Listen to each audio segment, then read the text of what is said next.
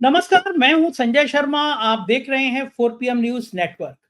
राहुल गांधी ने हरियाणा के चुनाव को लेकर सख्त रुख अपनाया है और कहा है, पार्टी के लोगों से कहा है कि बहुत खराब बात है। पार्टी के नेता अपना हित ज्यादा देख रहे थे। हरियाणा में पार्टी की जगह है, पार्टी के हित की जगह। बात ठीक भी है, थाली में परसा हुआ एक चुनाव था जो कांग्रेस ने अपने हाथ से खिसका दिया। अभय दुबे जी के साथ आज बातचीत में हम इसका पूरा राजनीतिक विश्लेषण करेंगे कि इसका क्या-क्या असर पड़ेगा, क्या इंडिया गठबंधन के में कुछ असर पड़ेगा या फिर कांग्रेस और मजबूत होकर उभरेगी। अभय दुबे जी से हमने जानना चाहा, एक पत्रकार का फोन आया, उसने कहा कि कल्पना करो, अगर आतिशी के मकान को जो सील कर दिया गया, केजरीवाल का मकान, उसमें सोफे के अंदर से कुछ रुपए निकल आए, अलमारी के अंदर से निकल आए और कह दिया जाए ये तो केजरीवाल के रुपए थे, तो क्या सीन बनेगा। इस पे अभय दुबे जी का बहुत बढ़िया मजेदार जवाब था। साजिशें कुछ भी हो सकती है, भाजपा का कमाल कहीं पे भी दिख सकता है, उनका हुनर कहीं पे भी दिख सकता है, कोई नई बात नहीं है। तो बहुत रोचक, बहुत अच्छी बातचीत है, पूरी बातचीत सुनिएगा। चैनल को सब्सक्राइब और ज्वाइन जरूर करिएगा। चलते हैं अभय दुबे जी के पास। 4 PM न्यूज नेटवर्क में स्वागत है अभय दुबे जी आपका। हरियाणा के चुनाव के बाद कांग्रेस के अंदर भी कम घमासान नहीं मचा, तरह तरह की बातें सामने आई। राहुल गांधी ने एक बार कहा था और कई बार कहा था कि जो डरते हैं वो छोड़ के चले जाए।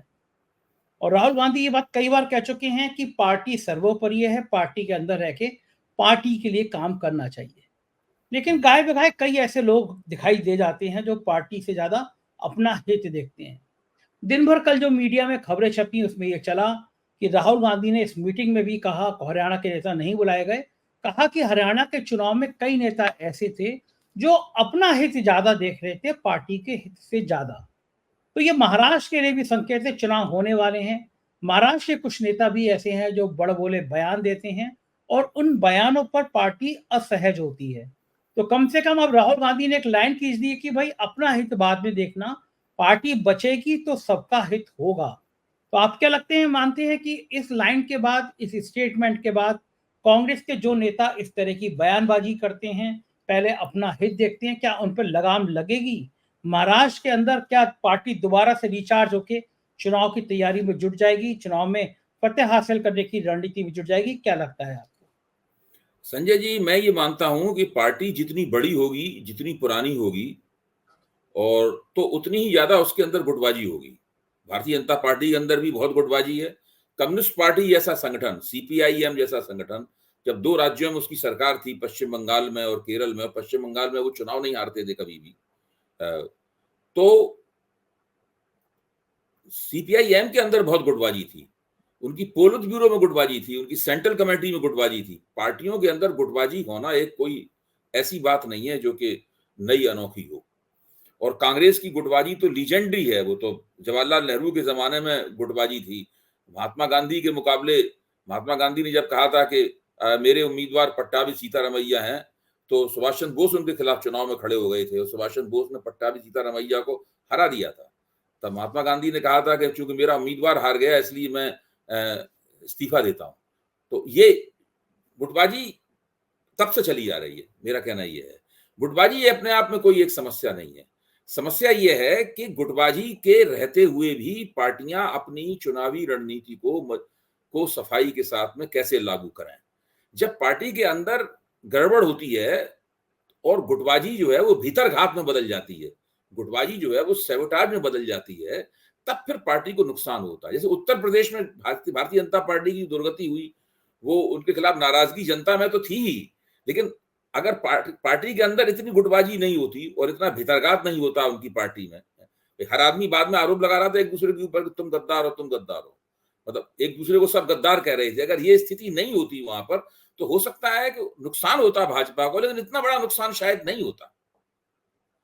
हमेशा ही जब गुटबाजी भीतरघात में बदल जाती है, जब फैक्शनलिज्म जो है वो सैबोटाज में बदल जाता है, तो फिर बहुत नुकसान होता है। हरियाणा, जब कर्नाटक में भाजपा कांग्रेस ने चुनाव जीता था, तब क्या कर्नाटक में गुटबाजी नहीं थी? खूब थी। कर्नाटक में, हाँ, कर्नाटक में सिद्धरमैया जो इस वक्त मुख्यमंत्री हैं और डीके शिव कुमार जो उप मुख्यमंत्री हैं, दोनों एक दूसरे से बात नहीं करते थे। हम्म, हम्म। इतनी गुटबाजी थी और डीके शिव कुमार मानते थे कि सिद्धरमैया को तो मुख्यमंत्री किसी कीमत पर नहीं बनाया जाना चाहिए, वो खुद मुख्यमंत्री पद के दावेदार थे। और चुनाव जीतने के बाद भी उनका कहना ये था कि हम 1-2 महीने से नहीं सोए हैं, ये उनका कहना था। चुनावी मुहिम, चुनाव ठीक चलाने के लिए 2 महीने से मैं सोया नहीं हूं, तो मुझे ही मुख्यमंत्री बनना चाहिए, ये स्थिति थी।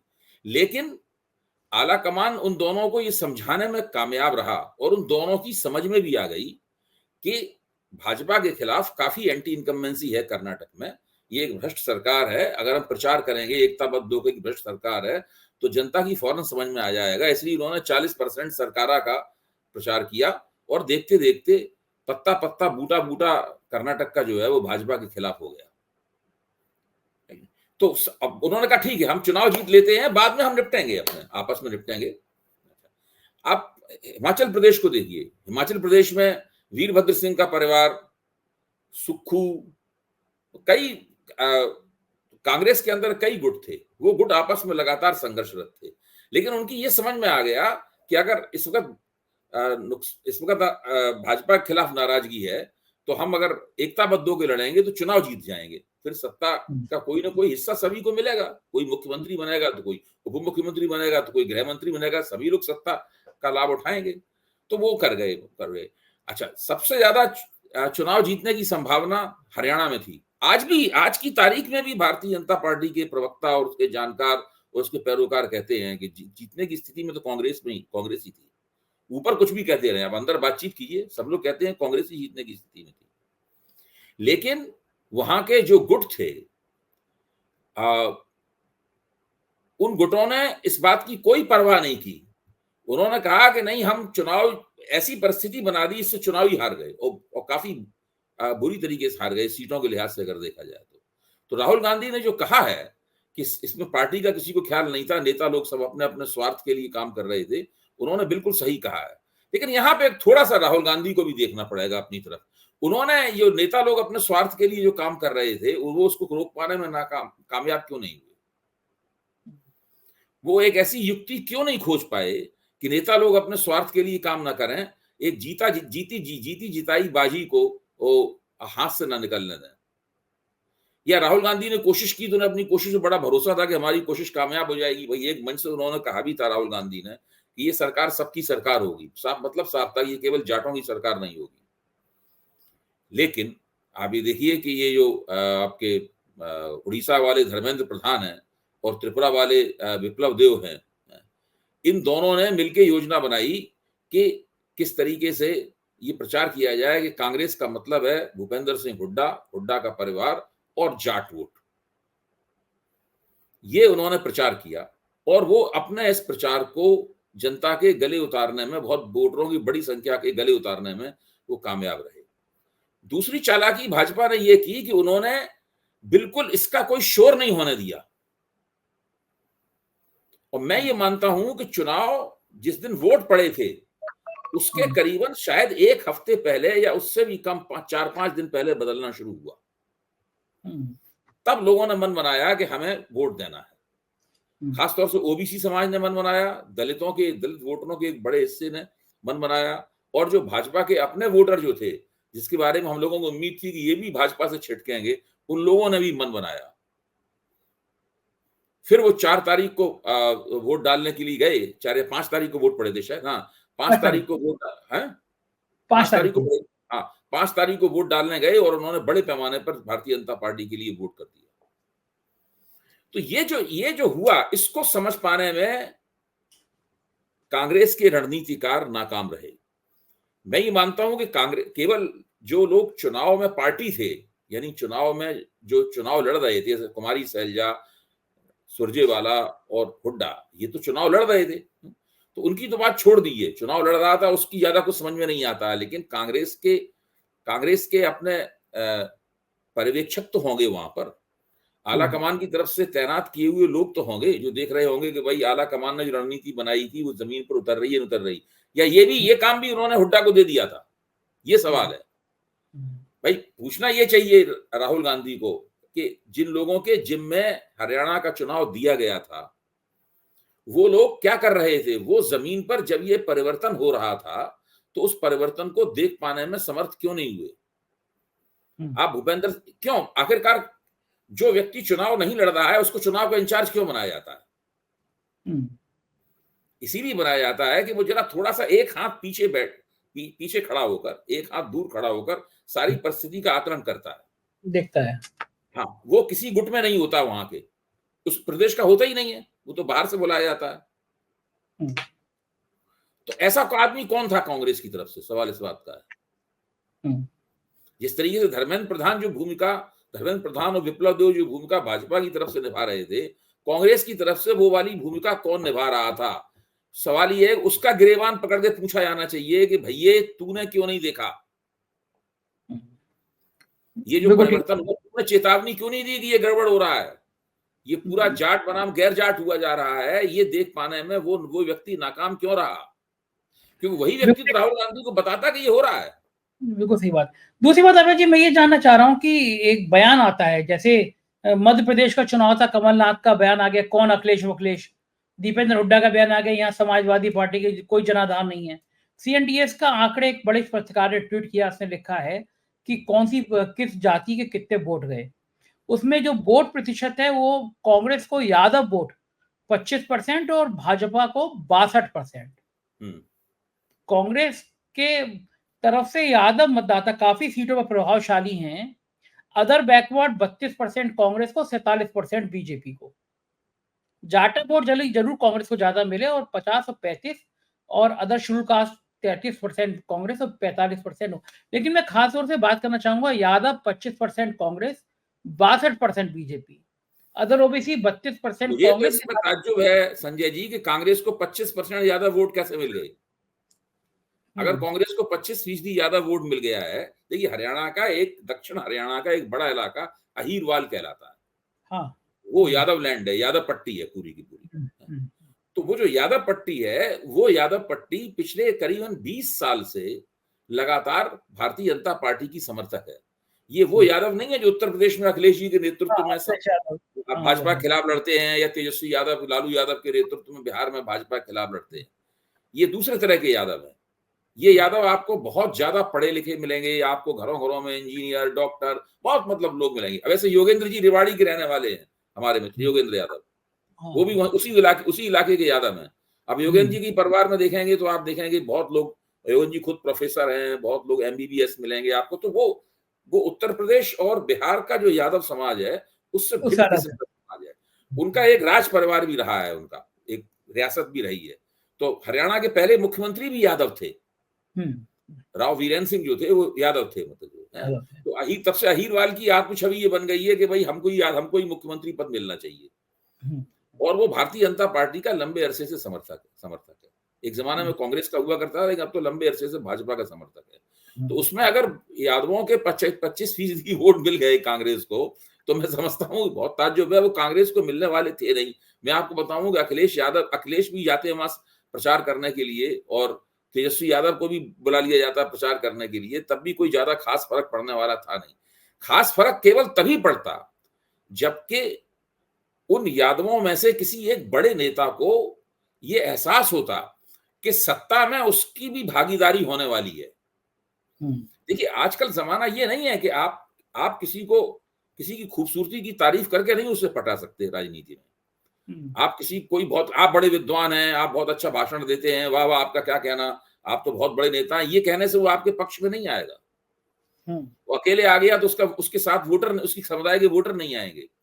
आपको उसे ये आश्वासन देना पड़ेगा, और वो आश्वासन ठोस रूप से जमीन पे दिखना चाहिए कि भाई हम चुनाव जीतेंगे तो उसमें आपको उसमें हिस्सा मिलेगा सत्ता में। भाई शैलजा को इतना ज्यादा पटाया गया, इतना ज्यादा समझाया गया, वो क्यों नहीं मानी आखिर तक? क्योंकि उन्हें पूरी तरह यकीन था कि हमें कुछ नहीं मिलने वाला है इस सरकार में। रणदीप सिंह सुरजेवाला को यकीन था कुछ नहीं मिलने वाला। बोले हमारे कहने पे 3 टिकट नहीं दिए गए तो हमें मिलेगा क्या? सही बात है। शैलजा कहना था कि भाई कहना होगा शैलजा का कि हमारे कहने पे 6-7 कुल टिकट दिए गए हैं, तो हमें मिलेगा क्या इस सत्ता में? हुड्डा साहब बन जाएंगे और जो मन में आए करेंगे। तो ये जो स्थिति है ना, आपको सब लोगों को बैठा के टिकट का ठीक से बंटवारा होना चाहिए था। दूसरे, आला कमान की तरफ से समझ ये पेश करनी चाहिए थी सबके सामने कि भाई मुख्यमंत्री का पद खुला हुआ है, सब लोग मेहनत करो, चुनाव जिताओ, उसके बाद में मुख्यमंत्री बनाया जाएगा। ऐसा ना करके हाँ। आला कमान ने अघोषित रूप से पहले ही कह दिया कि भाई हमारे मुख्यमंत्री होने वाले मुख्यमंत्री तो भूपेंद्र सिंह हुड्डा है। इस तो कारण सब कुछ गड़बड़ा गया। बिल्कुल ठीक तो कह रहे हैं। अच्छा, भूपेंद्र सिंह हुड्डा की कोई मदद ही नहीं की। हाँ, लेकिन मैं ये जानना चाहता हूँ कि अगर ये मैसेज होता, वहाँ पे कुछ समय अरविंद केजरीवाल के संग में लाए गए होते, 3-4 सीटें दे दी गई होती, केजरीवाल की सभा होती, अखिलेश यादव की सभा होती, मतलब इंडिया गठबंधन का जो गुलदस्ता था, अगर वो गुलदस्ता वहाँ नजर आ रहा होता, तो क्या 2-3% वोट नहीं बढ़ता कांग्रेस का? नहीं, बराबर का नफा वोट है। नहीं, मैं आपकी इस बात से इनकार नहीं कर रहा, ये हो सकता था, लेकिन राज्यों के चुनाव इस तरह नहीं लड़े जाते संजय जी। मेरा निवेदन ये है कि राज्यों के चुनाव लड़ने का ये तरीका नहीं होता, ये लोकसभा के चुनाव लड़ने का तरीका है। मुझे नहीं लगता कि कहीं भी राज्यों के चुनाव इस तरह लड़े जाते हों, और उस वक्त तब भी उस सूरत में जबकि आपकी पार्टी ही वहां पर प्रमुख विपक्षी दल हो। भाई कोई हरियाणा में कोई गठजोड़ तो नहीं, कांग्रेस किसी गठजोड़ का नेतृत्व नहीं कर रही थी। हरियाणा में तो 2 पार्टी सिस्टम है, भाजपा बनाम कांग्रेस। इस तरह मध्य प्रदेश में 2 पार्टी सिस्टम है, छत्तीसगढ़ में 2 पार्टी सिस्टम है, राजस्थान में 2 पार्टी सिस्टम है, उस तरीके से है। तो अच्छा, अगर यही मान लीजिए अगर यही होता है, तो आपको क्या लगता है दिल्ली में भाजपा का मुकाबला करने के लिए कांग्रेस और आम आदमी पार्टी को साथ आना चाहिए तो बीजेपी को परास्त कर सकते हैं, या कांग्रेस और आम आदमी पार्टी को अलग अलग लड़ना चाहिए तो बीजेपी को परास्त किया जा सकता है? देखिए, अभी तक तो बीजेपी को 3 बार परास्त किया जा चुका है, अलग अलग लड़के ही लगातार हर चुनाव में परास्त किया जा रहा है।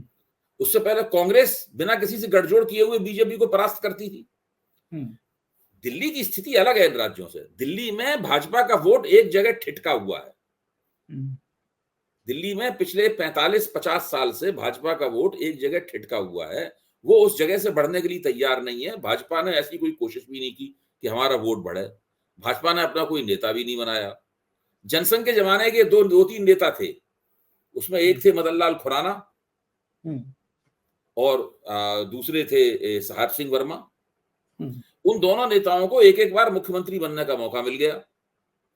उसके बाद से भाजपा के पास स्थानीय स्तर का कोई भी नेता आज तक बना नहीं दिल्ली में, या आला कमान ने बनने नहीं दिया। एक व्यक्ति नेता बन सकता था, इसका नाम था डॉक्टर हर्षवर्धन।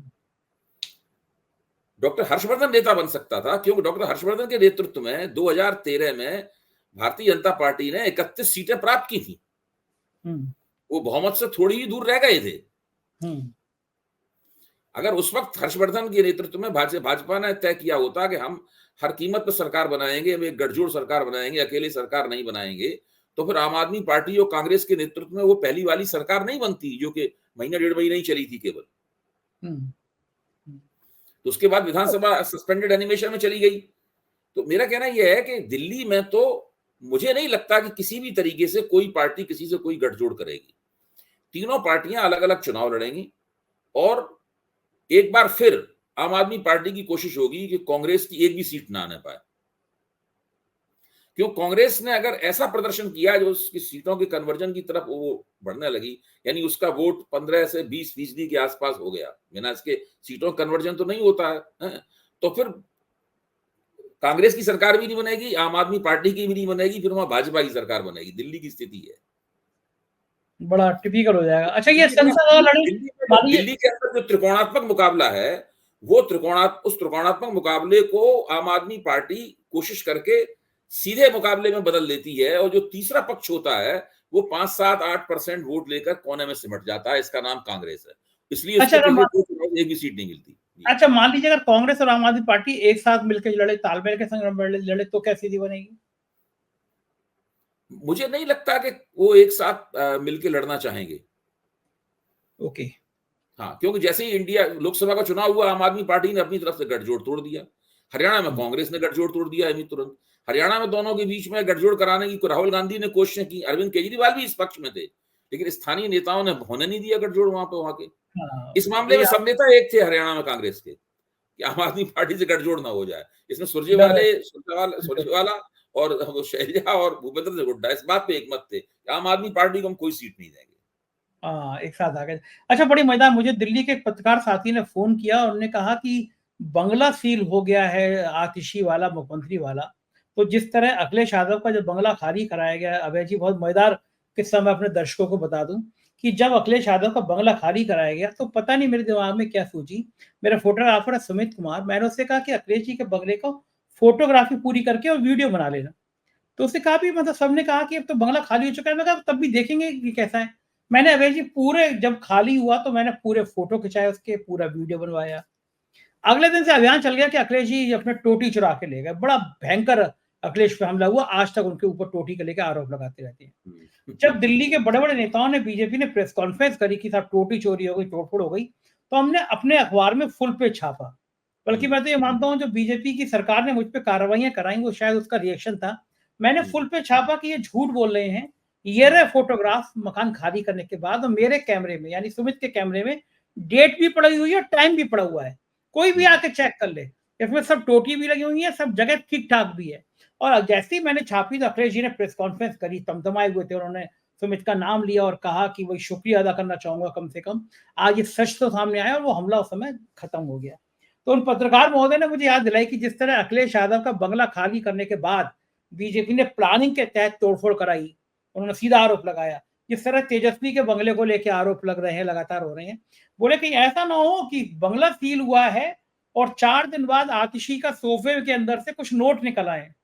किसी दीवार के अंदर से अलमारी के अंदर नोट निकल आए कि देखो बंगला इसीलिए खाली नहीं कर रहे थे कि नोट थे इसमें। क्या आपको लगता है इस तरह की भी कोई पिक्चर सामने आ सकती है जो मुझे बड़ा चौंका मैं उन भाई पत्रकार से। आप तो जो बात कह रहे हैं वो अगर ऐसा कुछ होता है तो वो तो बड़ा खौफनाक नजारा होगा। ना वो तो वो बहुत भयानक किस्म की साजिश होगी, बड़ी जबरदस्त कॉन्स्पिरेसी होगी अगर ऐसा कुछ होता है। क्योंकि आतिशी तो 2 दिन ही रही उस बंगले में केवल। नहीं तो आतिशी पे आरोप नहीं लगाएंगे ना, वो तो ये कहेंगे कि केजरीवाल की मिल्कियत थी है।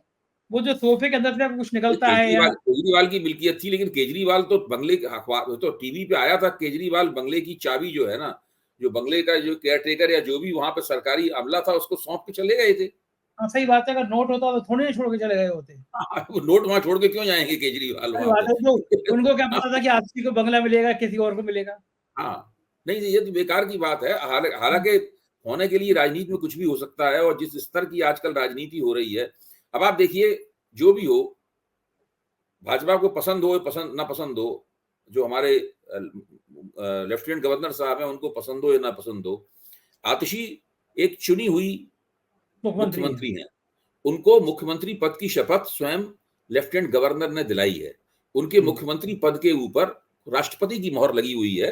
दिल्ली के मुख्यमंत्री कौन बनाएगा वो राष्ट्रपति उसको तय करते हैं, उनकी मोहर लग के दस्तखत होके आता है वहां से, राष्ट्रपति भवन से।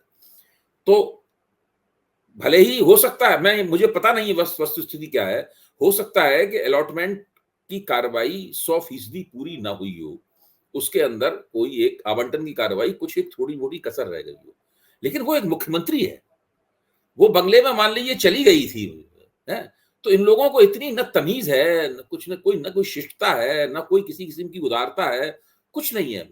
वो ये दिखाना चाहते हैं कि आप सरकार नहीं है, आप भले ही चुनाव जीत गए हो, लेकिन आप सरकार नहीं है। आपकी ये औकात भी नहीं है कि आप मुख्यमंत्री बंगले में रह सके।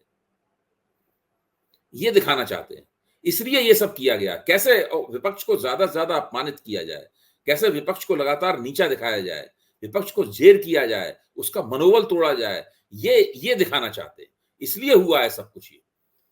वरना आराम से पीडब्ल्यूडी का विभाग आतिशी के ही अधीन है। चूंकि वो अफसर जानते हैं कि ये मुझे बर्खास्त नहीं कर सकती, क्योंकि सर्विस डिपार्टमेंट उसके पास है नहीं। सर्विस डिपार्टमेंट केंद्र सरकार ने एलजी के हाथों में थमा दिया है। इसलिए उन अफसरों की आप हेकड़ी देखिए। उन अफसरों ने अपने ही मंत्री और जो कि मुख्यमंत्री भी है उसका सामान टेम्पो में और उनमें लाद के बाहर कर दिया। अच्छा, अगर अभी खुदा न खास्ता साल 2 साल में या 6-7 महीने में कोई ऐसी स्थिति बदल जाए कि वो सारे अधिकार जो एलजी के पास हैं दोबारा दिल्ली के मुख्यमंत्री के पास आ जाएं, तो यही सारे के सारे अफसर आतिशी के सामने बिल्कुल साष्टांग दंडवत करते हुए नजर आएंगे, लेटे हुए नजर आएंगे। तो आतिशी अगर कहेगी तो आप और 2 घंटे और लेटे रहो, तो 2 घंटे लेटे रहेंगे वो। तो ये स्थिति है। आप इसको क्या कहेंगे, आप बताइए। और भाजपा वाले सोचते हैं कि उन्होंने बड़ा राजनीतिक तीर मार लिया इसमें। तो आप उनकी नासमझी देखिए। क्या आप समझते हैं दिल्ली की जनता को उसमें बड़ा मजा आया होगा? हो सही सकता बात। है कि भाजपा का जो एक विचारधारात्मक आधार है, एक कट्टरपंथी तबका है जो भारतीय जनता पार्टी, संघ और हिंदुत्व की विचारधारा को, भाजपा के सारे वोटर नहीं है, मैं ये नहीं कह रहा हूँ जो 33-34% भाजपा को वोट मिलते हैं सारे ऐसे हैं। उसमें से एक छोटा हिस्सा जो है 5-10% का, हो सकता है उसको कोई आनंद आया हो, उसमें मजा आया हो। लेकिन जनता जनता इस तरह की बातों से बहुत नाखुश होती है मन ही मन। जनता सोचती क्या कर रहे हैं, तमीज नहीं है इन लोगों को बिल्कुल जरा भी। और आतिशी काफी लोकप्रिय रहता है। आपने आतिशी का, मैंने तो आतिशी के कुछ ऐसे भाषण सुने हैं। हम लोगों ने एक विश्वविद्यालय की तरफ से कार्यक्रम आयोजित किया था, उसमें शिक्षा मंत्री के तौर पे उनको बुलाया था। उस वक्त वो शिक्षा मंत्री थी, मुख्यमंत्री तो नहीं, अभी बनी है। इतना सुंदर उन्होंने भाषण दिया था, इतनी अच्छी हिंदी, इतना सुंदर भाषण, इत्मीनान से, बिना कुछ कहीं से पढ़े हुए, कुछ नहीं, इतना बेहतरीन भाषण दिया था कि तमाम यूनिवर्सिटी के प्रोफेसर और तमाम भरा हुआ था इंडिया एंट्रेंस सेंटर का हॉल, बड़ा वाला हॉल। सब लोग कितने खुश हुए उस भाषण को सुन के, भाई कितनी योग्य महिला जो है वो दिल्ली की शिक्षा मंत्री बनी है मनीष सिसोदिया के बाद में। और ये जो ये कर रहे हैं लोग, ये सब इनके खिलाफ जाएगा। मैंने कल भी इस बात को कहा था और आज भी कह रहा हूं, कल भी कहूंगा कि जब भारतीय जनता पार्टी दिल्ली में लगातार आम आदमी पार्टी के हाथ से चौथा चुनाव हारेगी, तब इनको हम लोग याद दिलाएंगे कि तुमने क्या किया था और उसका तुम्हें क्या फल मिला। बिल्कुल ठीक बात है। संजय सिंह ने तो ट्वीट भी किया है कि नवरात्रि के दिन तुमने एक महिला का सामान इस तरह टेम्पो में भर के बेच दिया। देखो महिला आज भी कितनी मेहनत से काम कर रही है। तो फोटो है, मेरे सील वाले सामान सामने रख के आतिशी काम कर रही है। देश की सबसे पढ़ी लिखी महिला है, इतनी काबिल, इतनी योग्य महिला है वो, उसको मुख्यमंत्री बनाया। दूसरे महिलाओं के सम्मान की बात करते हो, उसका समाज जिस तरह टेम्पो में भर के बाहर भेजा भेजा गया, तो क्या महिलाओं को नहीं लगा होगा कि ये महिलाओं का अपमान कर रही है नहीं नहीं, बीजेपी? महिलाओं को नहीं, पुरुषों को भी लगा होगा। इसको केवल महिलाओं के मत जोड़िए आप, में तो महिलाओं को लगा ही होगा, पुरुषों को लगा होगा, नौजवानों को लगा होगा। आतिशी बहुत युवा है, उसको, वो नौजवानों को लगा होगा। ये लोग बहुत गलत काम कर रहे हैं, मैं आपको बताऊं कि जिस तरह ये हरकत कोई राजनीति है, इसको आप राजनीति कहेंगे? बिल्कुल ठीक बात है। और यही यही शायद पतन की पराकाष्ठा बन जाती है जब सत्ता हाँ, का अहंकार सिर पर चढ़कर बोलता है। बहुत-बहुत बिल्कुल। शुक्रिया अभय जी, आपने इतना कीमती समय दिया। बहुत-बहुत थैंक यू, आभार। तो ये अभय द्विवेदी जी थे और आपने सुना कितनी बढ़िया तरीके से राजनीतिक बातें उन्होंने समझाई। मुझे लगता है कि, मुझे यकीन भी है कि आपको चर्चा पसंद आई होगी। बहुत-बहुत शुक्रिया आपके इस प्यार के लिए। Thank you.